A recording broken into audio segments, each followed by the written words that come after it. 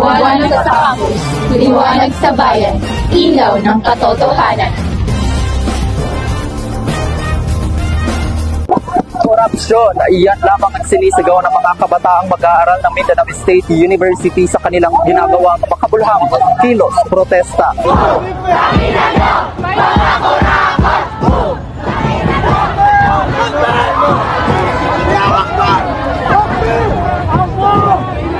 Isang malawakang kilos protesta ang isinagawa ng mga kabataang mag-aaral ng Mindanao State University sa pangunguna ng Supreme Student Government ng Pamantasan.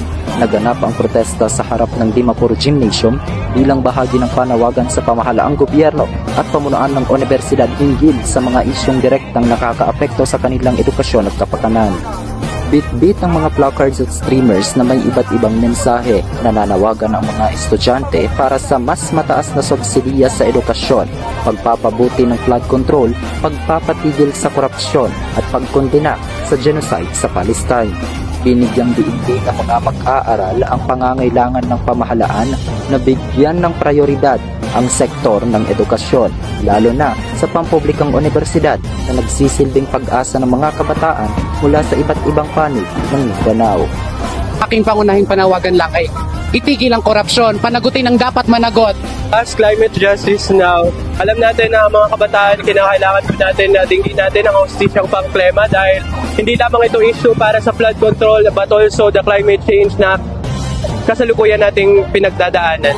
Hindi lamang iisa ang panawagan ng mga mag-aaral dito sa loob ng Pamantasang Bayan ng Mindanao, kundi lahat ng kanilang mga nakikitang panlipunang isyo sa loob at labas ng pamantasan.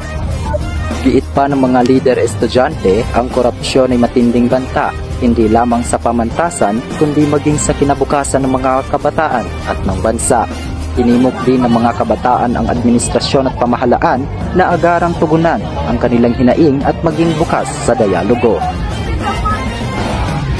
Patuloy na magbibigay serbisyo, liwanag sa campus, liwanag sa bayan, ilaw ng katotohanan.